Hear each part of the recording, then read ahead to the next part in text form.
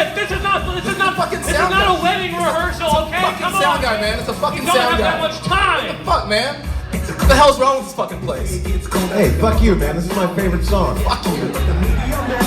Alright, Chris, come on, let's get to it already. Dude. This is not some sort of bullshit thing. I've been carrying this thing this whole time. You've done absolutely nothing, Chris. Come on, get off the stage. Get off of the stage, Chris.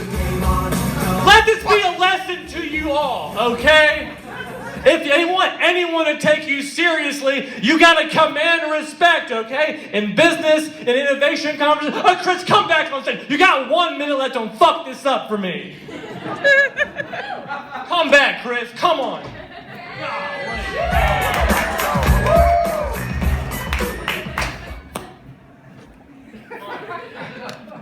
I don't even care, dude. I can't have you talk to me like that.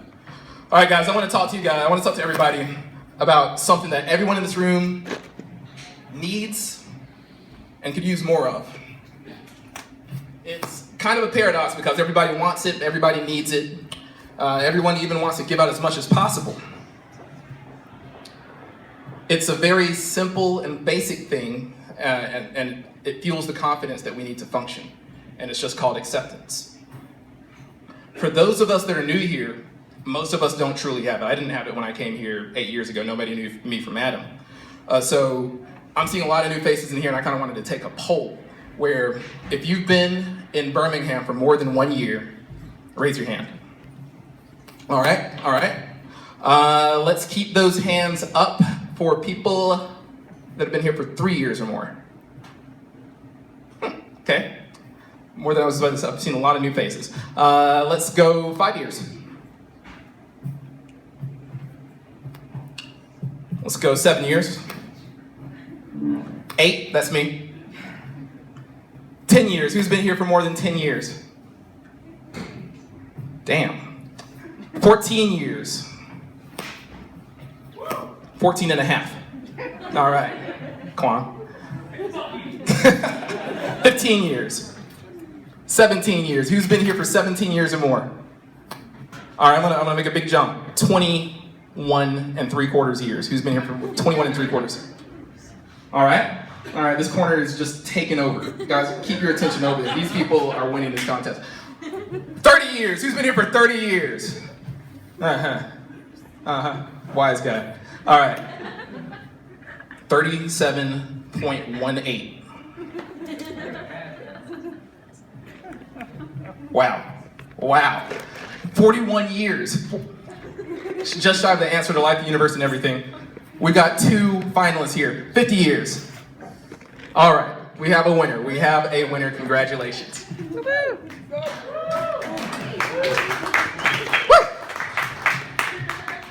All right, so where I'm getting is this. How many people in the audience, who can tell me when this city was founded? 1871 is correct to you. I got a weak arm, sorry. All right, next question is, who founded the city? Larry Lanker. Wait, I need a hand raised, and I'm gonna call on you. And I'm calling on you. In the red. TJ Miller. TJ, that's correct. Pass that on to him. All right, my next question is, when was the city founded? Raise your hand. Who? You? 1871. I tried. And how many years has the city been around?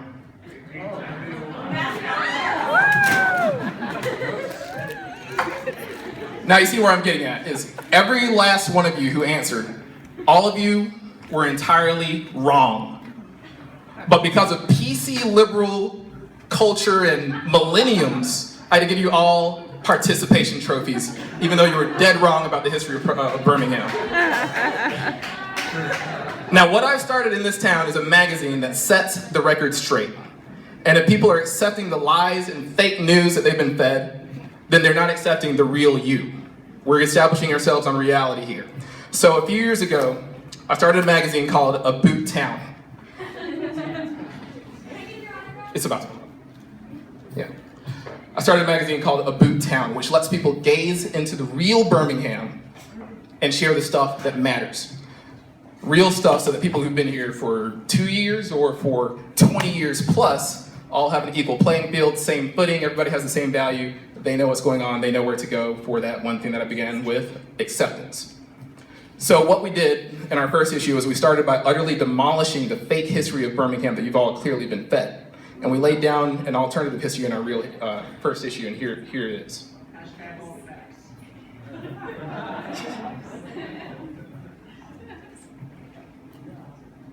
Boom.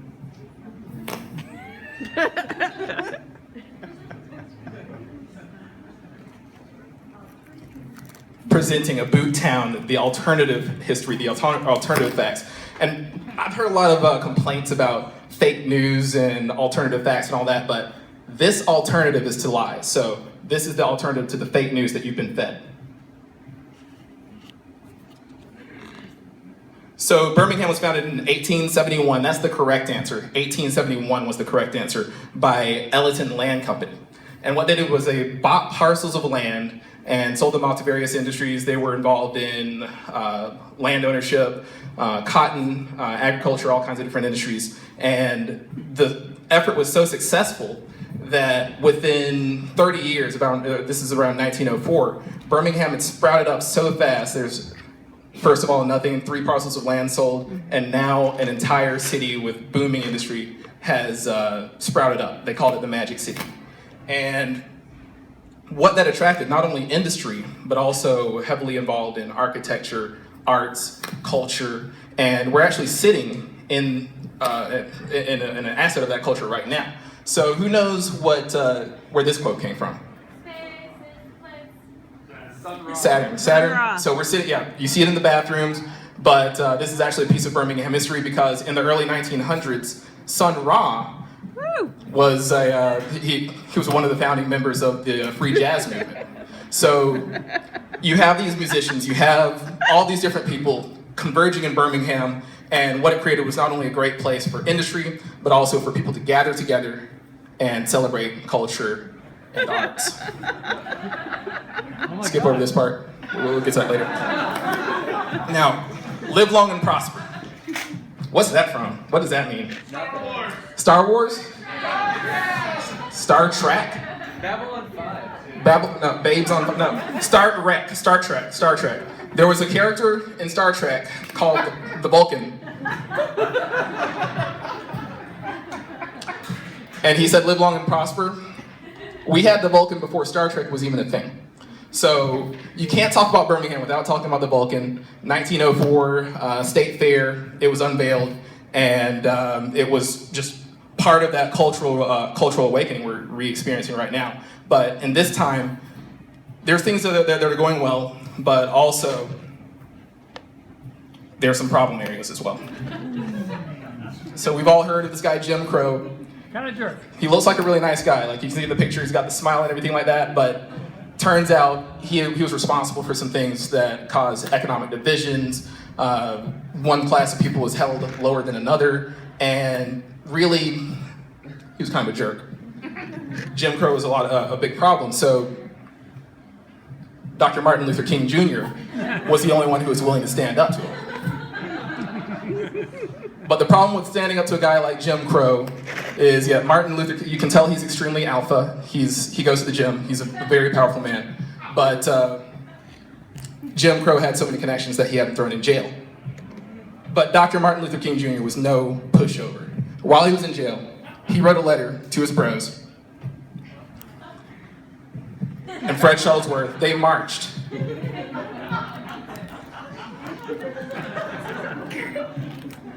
Fred said, my dad's an attorney, and I'm not gonna have this. You're not gonna have my boy MLK in jail. So he went to Mayor Richard Arrington at the time. And Richard Arrington was like, dude, look, if it was one-on-one, we'd go through with this, but you got your 6 boys in here. It's not a fair fight. I'm not going down in the record. I'm not a pushover, but I had to let this guy out of jail because like it's your peeps, but I'm telling you, if it was one-on-one, this would be way different. So after Martin Luther King got out of jail, everything started to flourish. Birmingham has been a flourishing city ever since then. We have leadership in medicine, leadership in finance. We're a cultural center now. People are gathering together and once again celebrating the arts. Birmingham's now a beautiful, bustling city, not only for the arts, but also we have a budding craft brewing scene that's making waves on the national scene as well. But for a Boot Town magazine, I was just driving around the city. Normally we focus on Vestavia, Mountain Brook, this area, but there's a lot going on. There's a lot going on outside of the city. Like I drove around north side and center something, and I just saw like a whole swath of people that our magazine wasn't appealing to. So I want to make an appeal about what my magazine is going to focus on next. Here's the statistics. I looked it up on the internet and I was like, wow, we're only appealing to a small portion of the market here. As you can see, like it's like a Pac-Man that we've been sent.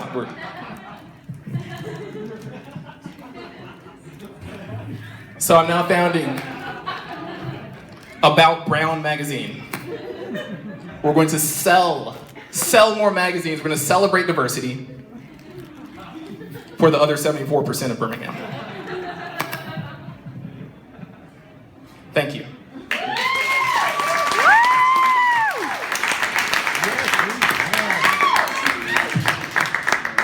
Chris, this is utterly